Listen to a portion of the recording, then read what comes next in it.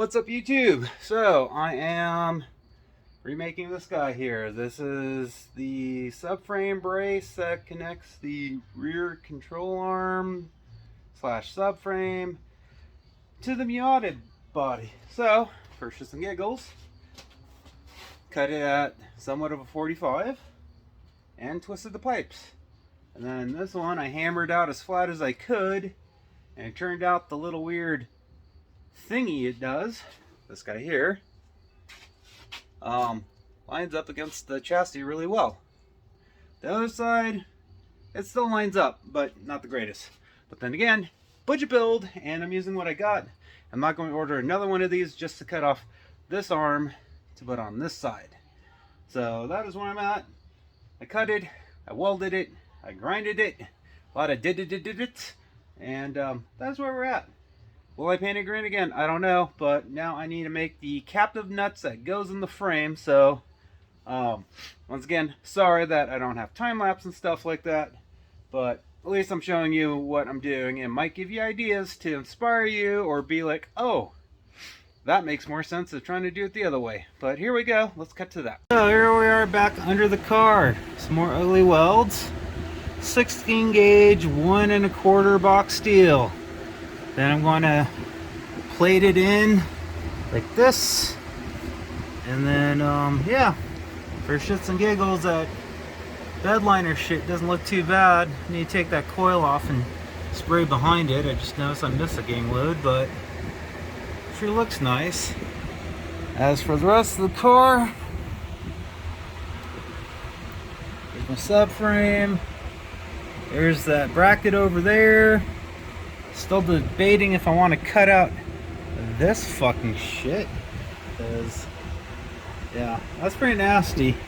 But if I get the Miata kit, then I'm just going to hammer over that. So let me cut to some welding. So here's my plate. Ugly as sin, but it's all welded up.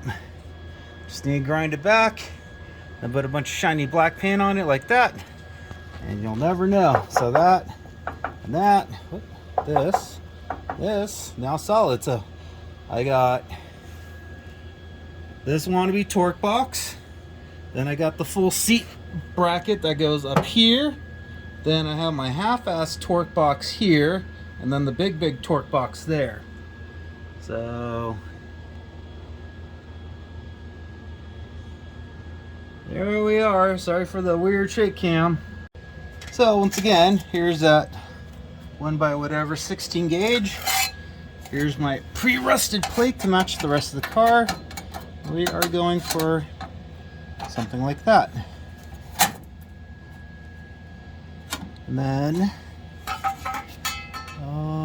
so yeah, this side is different than that side for whatever weird reason. And then this is bubbled out, if you can't tell, to match up with the Miata firewall and stuff. So if this was a normal Falcon, most people just build a triangle trapezoid thing off of here. I decided to go with this, and then the sheet of another 16 gauge to ramp it up and not have it just look like a piece of square tubing. I may add something like this further down over here for shits and giggles. But yeah, that's where I'm at. So everything's welded in. Still need to grind over here some more. That's all done. That's all done. Underneath, yeah, new feature. You can see me talk while I do this. That's all done. So both sides are done. Needs to be grounded. Then for shits and giggles, yeah, chunks all done. I have still the rear axle here, and then all the junk back there, so I still got the doors and stuff. And then I decided to take everything out. So here's a Miata slash half a Falcon all piled up here. So there's the original Falcon frame, quarters, all of it. I know this is a little off subject, but thought I'd throw it out there. Yeah, I probably could have sold this stuff, but how many people need stock drum brakes that are meh for a Falcon? So yeah, that's where I'm at. So cleaning up some stuff. She's all welded up as far as I know, minus maybe some pinholes after some grinding. Let me fix that lighting issue. So yeah, grind, fill pinholes, seam sealer, probably lizard skin the inside of it because I don't want to deal with the dyno mat, and probably Raptor line or the other stuff I used, and then rubber coating just for shits and giggles to keep the noise down and to hide the crimes, as they say. So thanks for watching, subscribing, liking. You guys get some time in the garage, do something, have some fun. Other than that, peace out.